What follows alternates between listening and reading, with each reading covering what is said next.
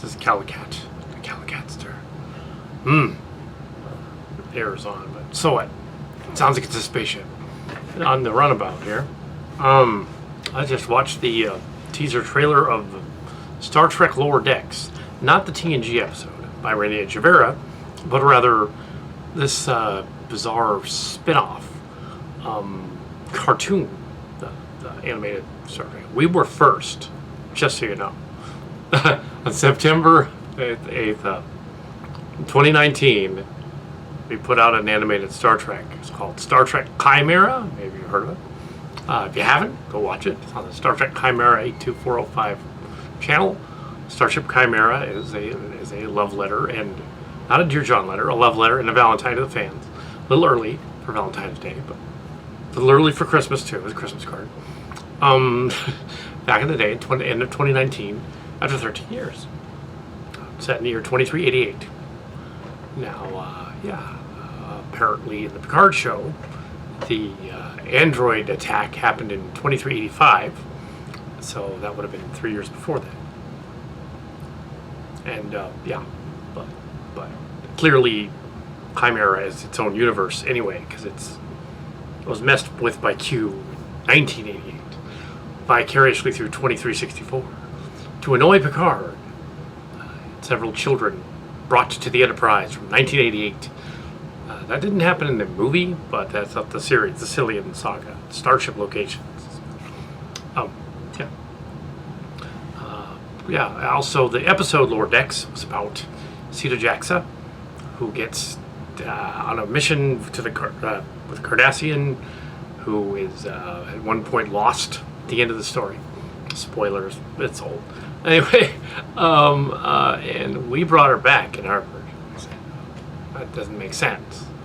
That they would never look for this ensign that went out there just because she's an ensign. Like, oh, another red shirt, who cares? In this case, gold shirt, I don't mind. They never search for her. They never. In the backstory of the Starship Locations Chimera story, is that Nick Locarno exists, as does Tom Paris. And Nick Locarno was in Lower Deck and the other episodes of Wesley. And Nick Locarno, he and Sita Jaxa end up in the same prison planet in 2375. Cardassian prison planet. They're found on this prison planet in the Kakla sector. And it's near Chintapa, a couple of light years from it. Anyway, it's not quite near Bajor. It's more closer to Beta Z. So they're rescued from the prison camp at the end of the Dominion War, or at the tail end. It's still going on. There's still fighting going on in the Dominion War by the Starship Exeter, led by Sarah Esteban, who flies in and rescues the prisoners from the planet, including a young Klingon who's down there called Kras, and a young man named Vince Mahoney. And Kras eventually becomes a tactical officer on the Chimera. Vince Mahoney becomes the chief engineer, and Sita Jaxa is the navigator on the ship. And Nick Locarno is the captain, because having been in this prison planet for like probably 5 or 6 years or more, he did his time because he's redeemed, and not only that. So they're thinking about that when they rescue him, and they take off to the Battle of Beta Z, which was depicted in the books. And when they take off to the Battle of Beta Z, the ship is attacked and slightly incapacitated. Esteban is hurt, and Nick Locarno, who's down in sickbay, is not that hurt. I mean, he's still messed up from the war, but he's from the prison camp. But he's well enough to assemble his little crew of prisoners to go down to the engine room, get auxiliary control working, and rescues the Exeter, thus redeeming himself. The Enterprise E shows up and saves the day, and Beta Z is saved. Yay! So, in deference to that, and Picard apologizing for not looking for Zito for years, says it again in the movie. He rescues them, and he tells him and Riker, talk about it. He says, Nick Locarno, we're going to give you back your commission because you've already done your time. It's evil Cardassian planet. So. And by the way, your brother Tom Paris, he came back. He's on his way back with the Voyager. So in 2378, Tom Paris and the Voyager come back, and it's revealed in the story premise that Owen Paris, their father, they're both their father, had twins with Mrs. Locarno. Twins. She kept one of them and named him Nick Locarno. And the other one is Tom Paris, who he kept. They both ended up with similar backstories, similar prison, and only to explain why they didn't just make that guy Nick Locarno on Voyager. They should have, but yeah, Tom Paris. I have met Robbie McNeil and Garrett Wong and a bunch of those guys. Yeah, he's a funny guy, but I'm of no relation to Robbie McNeil. Although at a convention, the Star Trek thing, they thought I was. It's like, I'm not Robbie McNeil. What? Nah, no. But yeah, Lower Decks. Back to that. I just thought I would go into the Chimera thing because there will probably be more. It's a Transformer thing going on. We're getting the studio set up for more Transformers, not Star Trek, but more episodes of that.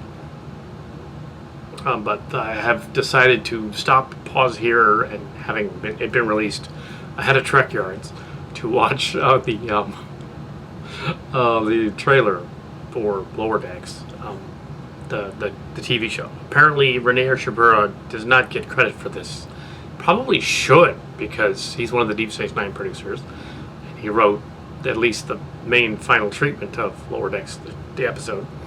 And so we're introduced to a crew of animated characters in Lower Decks. It's set in probably 2380 or 2381. It's about 7 years before the events of Chimera, before the other stuff. It's right after Nemesis, yeah. That's what it appears to be. The ship looks like a warp sled with a saucer section. Guess what the original Cillian ship looked like? A warp sled with engines on it. Yeah. This thing looks closer to the Ciliosaurus, the original Starship Location ship from the 90s, than Defiant, which also takes its liberty from that, and the Reliant. So yeah, the Reliance is similar. Yeah, that's what I was thinking. But yeah, but in the Starship Locations game back when it was called Silly Trek in the 80s and 90s, the Ciliosaurus was a ship, saucer section, and it had nacelles on either side. Saucer section, nacelles on either side of the saucer. That's all it was. That's what this new ship is. So it is a Cillian-looking ship, and they are Cillians, apparently. It had nothing to do with the Lower Decks cartoon, but they have borrowed liberally from Starship Locations, the game, and the character designs, and just about everything.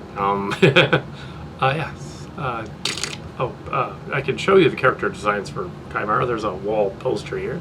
I'll zoom up to it real quick. There is Starship Chimera's designs. Yes. Very similar. Very, very close.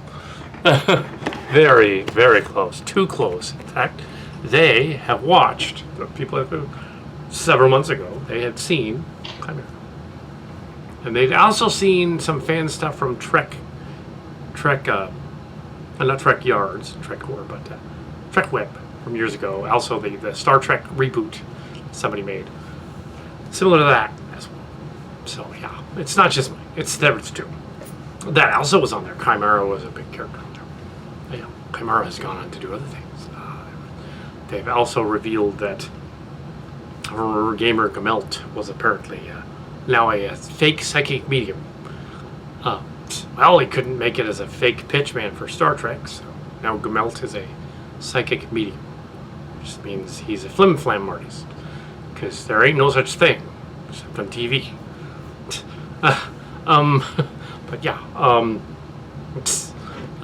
But yeah, he duped. Gummelt is a character who duped the internet in 2015, around the same time Star Trek Beyond came out, by making his website Star Trek Beyond, and everybody went to his website thinking this guy must have done something with Star Trek, to the point that he said, "Oh, I can make some money off this. I can use my chatbot friends to hack into all of the Star Trek websites, write them letters saying that I'm going to pitch for Star Trek." And then in August and then November 2015, claimed that he actually went down to Los Angeles to pitch. He did not. There was never anything. He later posted a year later that he totally did, and here's what he did, and he talked to the producers, allegedly, told them everything about his pitch idea. This Lower Decks is very similar, which is why I'm bringing it up. I think they are borrowing from Gummelt's script. But, oh well.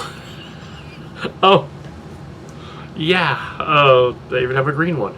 So there you go. But yeah, but Cillian Saga already did Starship Locations. So they read Starship Locations from 2018, which was heavily rewritten so that it would be sellable on the internet, on Amazon. So it's a Star Trek parody, but all the names and locations have been changed so that Trekkies recognize it. It's a Star Trek parody, but Paramount won't.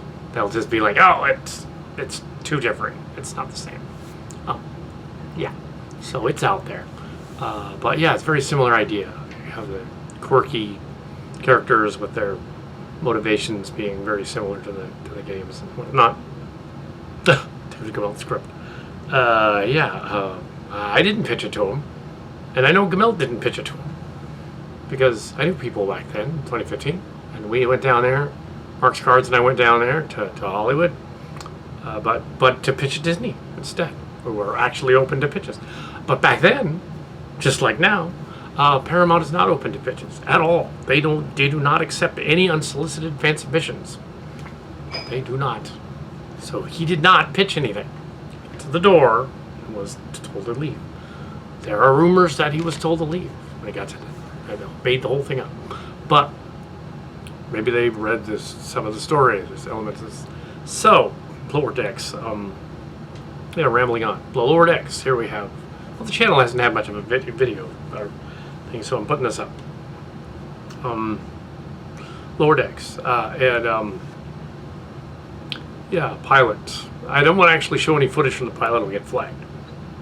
So, when Netflix didn't pick it up and Amazon didn't pick it up. It's a cartoon series. The characters look a little like a cross between Teen Titans and Jimmy Neutron, which is an odd choice. Why they went for the giant head, bobblehead kind of thing. Why did they do that? And there's a scene there, they reference gross holodeck matter cleanup, even though the holodeck is matter energy transfer. I'm assuming anybody leaves the holodeck and turns it off, there's no gross matter, it goes away. But the joke is the lowly ensign who has to clean the holodeck. That's in the Silly Trek, that's in the pilot. That's in the trailer. The one guy fakes his captain's log, that's in Silly Trek. The guy's looking at internet, like space internet porn naked. The other one walks in. That's Silly Trek. It's just like, okay. And it's also the Gummelt story. So when the Cillian stories tackled that story as well as a spoof, it's a parody of it changed quite a bit of it to make it not rip it off. Yeah. So, anyway, so Gummelt story. Yeah, so is Lower Decks any good? Well, Chimera. Lower Decks. Yeah. So yeah, I built up all that backstory in order to tell you about Lower Decks, which is very much Silly Trek, and that if we were involved in the early stages of it, they've apparently done their own thing. So yeah, this version of it is not us. They could ask for our input. We'll be glad to go over to Star Trek and pitch, but we are not famous, so it ain't gonna happen. But if they'd like it, as we were at one point, there was a website, the Kitty Cat website, revealed some of the names that we were associated with, indirectly with the thing, and yeah, those people on that website about the Gummelt story, the current 2020 update, those people are famous. Yes, they were involved. They left two of them out, but we won't go into that because they were the actual ones that talked to Gummelt. But yeah, we didn't. We were not famous. We talked, but yeah, we told him. Yeah, no, he didn't pitch. But apparently somebody took his idea. But we have, let's see, Who was that other guy? David Lindeholf was one of those guys. Okay, David Lindeholf was not mentioned in that article, 2020 article, but he was totally involved in the. Not anymore, but he was in the early stages of that. Yeah, Roberto Urshi. Not so much Abrams and Kurtzman, but Roberto Urshi, who was kicked off of Beyond, was smarting about it. So he talked to Gummelt. But he was not in the loop anymore. So he talked to somebody, but somebody that didn't know anything anymore. But, yeah. And only afterward did he hear it. But yeah. So yeah, I don't know of him anymore at all, really. Never met him. But I did reviews about his story. They renamed it Star Trek Uncharted, and now it's Uncharted, which is also the name of a game. Beyond is the name of a game. Star Trek Beyond is the name of a game. Star Trek Beyond game is not very good. Star Trek Into Darkness game is terrible. The movie Star Trek Beyond was good, but yeah, now there's been the Picard show after Discovery. They're working on season 3, and I still have some sources and real ones. And unlike those other two, they're dried up. And they're all they're season 3. They can't do anything with season 3 yet. The COVID-19 thing is going on, so they haven't done anything new. They filmed a pilot and an episode. That's it. So it's probably not coming out in December. It's probably coming out in 2021 because they haven't been able to get back to the set and film anything. I'm assuming the animated one, because it's animated, they were able to go back and forth with in-house stuff and just air the pilot, put the pilot together without really talking to each other in person. And you can kind of tell from the trailer that that's what they did. It's kind of a mess. I don't know. I know where.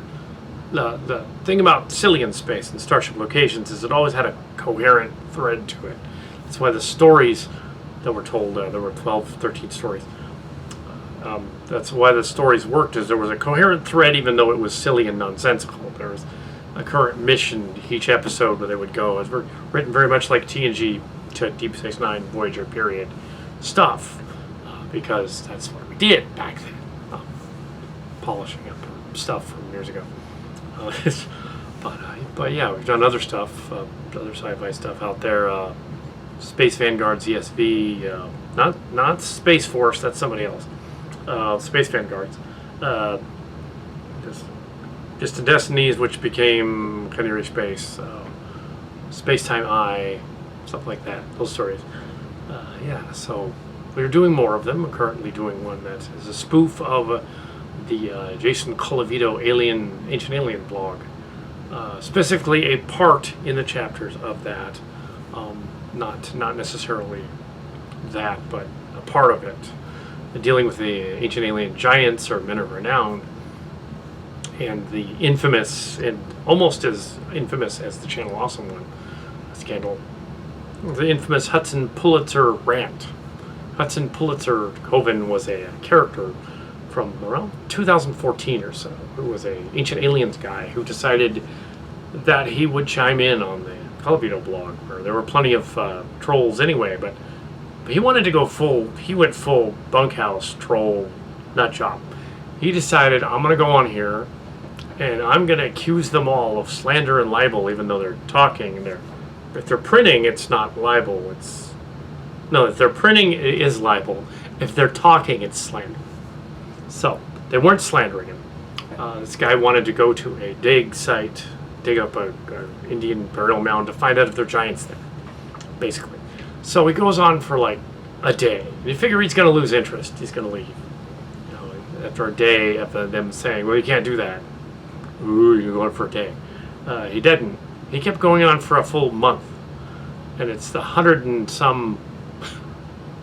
In the story, it's condensed down to 100 pages of the book, 120 pages of the book. It's right in the middle of it.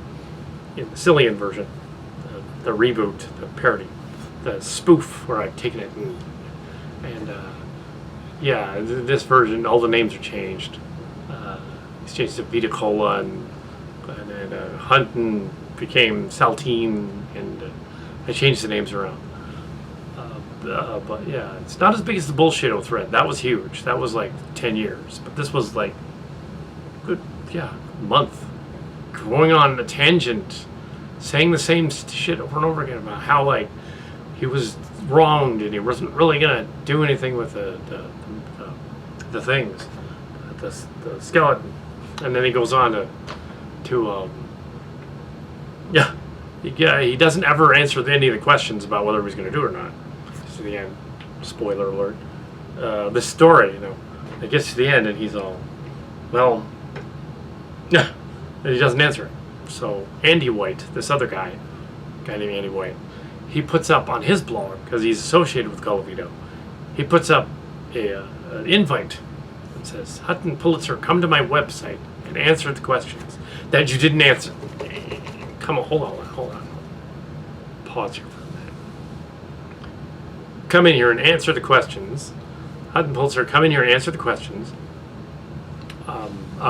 Do it now, and then answer the question. So he goes on the website and he rants there for another week. Doesn't ever quite answer the question. Was he going to do it? And the consensus on Andy White's blog and Colavito's later was that there, and they're both in the story in the spoof version. It'll make sense. It doesn't yet, but as long as it's a crew that's examining the blog and not actually his blog, but rather the bloggers, the commentators commenting. Yeah, I'm not doing any of the blog, just the comments after the fact, and making that into a story, because the blog is probably copyrighted by Mr. Colavito, but the comments aren't, so I can mess with them because the commentators are insane. So it's funny. Changing the names so they match with Cillian's, because they totally do. So the guy goes on tear over there, and he doesn't ever answer the question, but they speculate, as does Cal, who is a commenter who frequently appears on Colavito's blog. Yeah, gee, I wonder who that is. And he goes on there and he's like, I suspect that once we all made such a fuss here about his plans that the national park up there in Canada got wind of it, and they said, you're not coming over here to dig up anything. And that's why he can't answer anything, because he's like, I'd have to admit that, if completely wasn't going to get to do anything. And that would be bad if I had to admit to myself and my ego and everything. The troll guy could have just, not posted. He could have just ignored it, or he could have just done it for a day and then ignored it. But he did it for a week. It's like, what, dude? And there was another guy later that did too. Purdy or something. Brody? Something. Anyway, that one wasn't as much fun, but it's in there too. Subject of giant people, yeah. So the ancient aliens people, I couldn't actually do any of the reviews because obviously I don't own them. But I could do the commentary of that. Anyway, so how does that relate to Lower Decks? Well, it's Star Trek, it's aliens, it has creatures, something pops out of a guy's chest. That's how it relates. Because it's just as silly and out there. And, doesn't really relate, but it kind of does. And one fan person asked whether there was somebody from Classic Trek. It could have been Kal Kat's relative. Well, possibly. Anyway, and TNG, possibly. Deep Space Nine, definitely. But yes. Nepotism. But yes, not a relative. But there was somebody on DSI. But not so much BSG though. I wasn't involved in the new BSG. But so we were pitching to Star Trek, pitching in the park to Disneyland. People, they didn't want our idea. Our idea was that we were going to have another Prince story, but in this case, the prince is after another prince because he doesn't want the princess. He wants to do, we're not ready for that. 2015, I'm not going to do that. We're not ready for that. We're not ready for that. Now they should be. It's 2020. Except now they have to wear masks to social distance. Wait. Yeah, so this is a rambly thing. I talk about the Star Trek, but I also ramble on about other stuff because it's really kind of an update. It's what is it, 15th week of the Corona thing, but this isn't part of that really. I just ramble on. So it's an update of this channel with the mentioned pilot. So there you go. Gummelt news. Big little chain Gummelt. Yeah. Never knew, but and then some of them commented years ago, like, "Oh, it's making fun of this guy. Oh, this kid or something." He's not a kid. He's my age. I looked him up. He's a game guy. He's like, yeah, he's my age. He's not a kid. He's an adult. He knows what he's doing. He wrote his original treatment around the same time I wrote ours. Probably for that contest, he just never entered it. I did. I entered that writing contest back in the 90s. Sean and I, Mark's Cards and I entered the contest. Yeah. And years ago, those stories are remembered out there. They're known. This is the, you know, the female Vorta story guy. Oh yeah. I actually had a writer from Star Trek who recognized that plot at a convention. It was Melinda Snodgrass. And I mentioned the story to her. She happened to be had a booth. She was selling sci-fi books at the convention. I think it was 2018. I think. Yeah, as you mentioned, I mentioned this before. And she recognized not only the story and the title, but the other one, the Arbiter one too. It's Fearful Symmetry and the Arbiter. Recognized the story and the script. She apparently looked at it. She remembered it. She's all like, yeah, we rewrote it as the ship. It's like, yeah, I know. I didn't get credit because I didn't have an agent. She's like, that's probably what happened, yep. You didn't have an agent. I want to give you credit. Oh well. But it was cool that they included, you know, the female Vorta. Female Gemini, but not the Gemidar, but Vorta in there. And that one episode only. So clearly they were saying, oh, let's do that.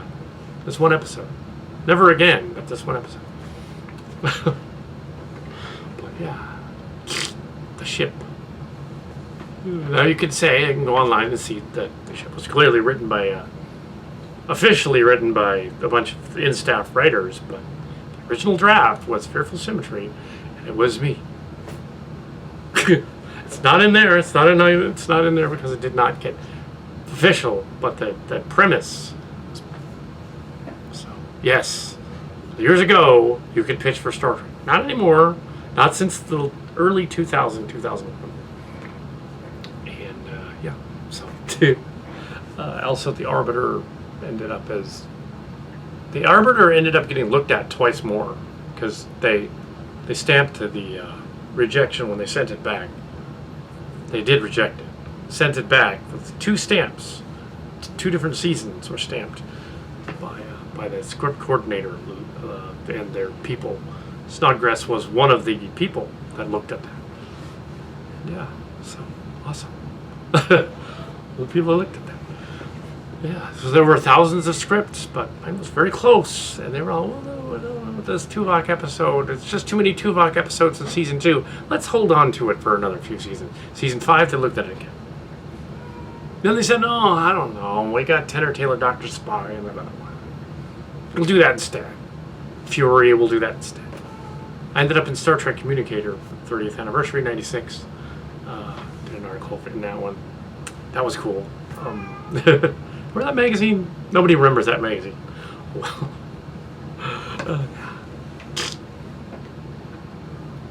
and it's hilarious is that the Iliop adventure or the Teddy Ruxpin fights Kirk adventure or Picard adventure is Silly Trek. And that ended up in a list of weirdest Star Trek fanfics. Anyway, so that is my thing, the rant, which is even as coherent as the basically Call of Duty blog. No. Oh, it's just snoochies. Anyway. Star Trek. They still don't accept submissions. They still don't. No. But they will steal your video game ideas. So if you want to put them out there, Mass Effect and Tardigrades, they will steal your idea. They just won't pay you for it. They will totally do that. They totally will. So yeah. So if the ship ends up in Andromeda, that guy can try to sue him. Well, actually, he can't because he was ripping off Stargate Andromeda. You can't use that. That'd be dumb. But yeah. Live long and prosper. So yeah, it was cheesy.